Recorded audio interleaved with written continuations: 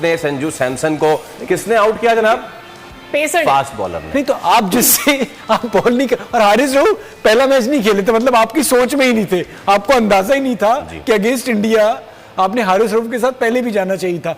वो सबसे आला गेंद, जब याद होगा आपको, वो जो कोहली ने एक मैच जितवाया था, उस जमाने में भी हारिस, ठीक है मार ब्लड गई थी, लेकिन हारिस शुरू से इंडिया के अगेंस्ट अच्छी बॉल करता है। ऑस्ट्रेलिया में अच्छा किया था। इन कंडीशंस में बॉल जहां फंस गया आपको स्लोअर बॉल, और वो करना आता है उसे। अगर घास वाली पिच है अगर, तो क्या बैट्समैनों को मैच ना खिलाएं?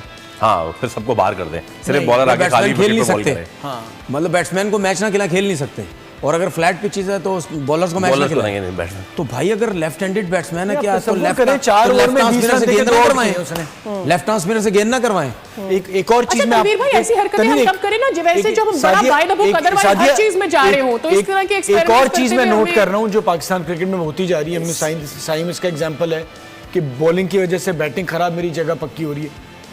शाहीन में बहुत ज्यादा क्रिकेट, लेकिन उसकी जब बैटिंग हो रही है ना, तो वो जो बॉलिंग में उससे चाहिए होता था ना, आपको स्टार्ट करें करियर, इतने बड़े बड़े batter, whether it's Rohit Sharma और कोई भी ले आए, पहला ओवर उसका पहला बॉल, जिस अभी पहला बॉल होता था, जब बैटिंग आपकी हो रही है ना इन लोगों की, ये मोस्टली रिलैक्स इसलिए हो गए कि भाई हम जगह टीम में है। नहीं अच्छा, रिलैक्स उसकी एक और वजह भी है ना। अब साइम अयूब ये बात जो कर रहे हैं वो तो बात वही है ना कि बैटिंग में कुछ नहीं किया तो बॉलिंग में। मसला ये है कि साइम अयूब इतने मैचेस खेल भी तो इसी वजह से गया, बॉलिंग पे।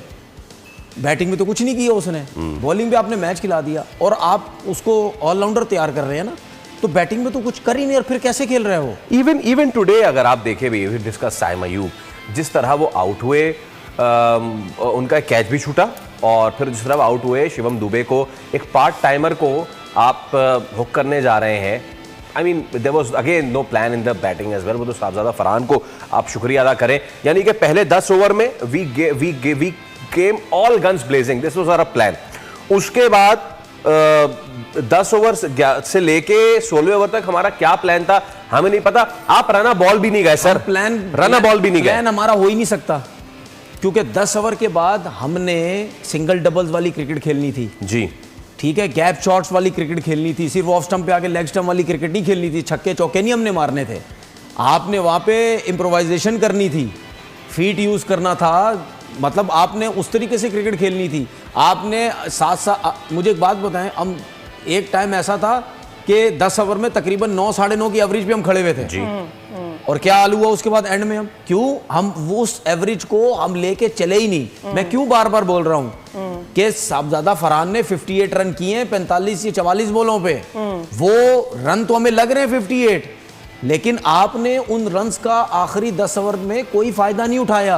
आप डॉट बॉलें खेलते रहे, आप गलत शॉट्स खेलते रहे, आप गलत शॉट मार के अभिषेक आउट नहीं हुए थे 12वें ओवर में, हमारे 13वें ओवर में वी वर अबाउट 121, वो लोग 12वें ओवर पर 123 पर खड़े हुए।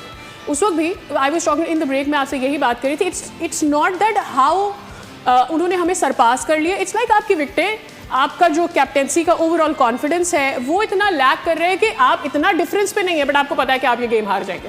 दैट्स जाहिर देखिए, अभी अगर इंडिया कितने ओवर्स हुए, मैं अभी देखा नहीं कितने, 15 ओवर 16 ओवर खत्म हो गया, 16 ओवर में 17 ओवर में 153 फॉर 4 है, 153 फॉर 4, ठीक है।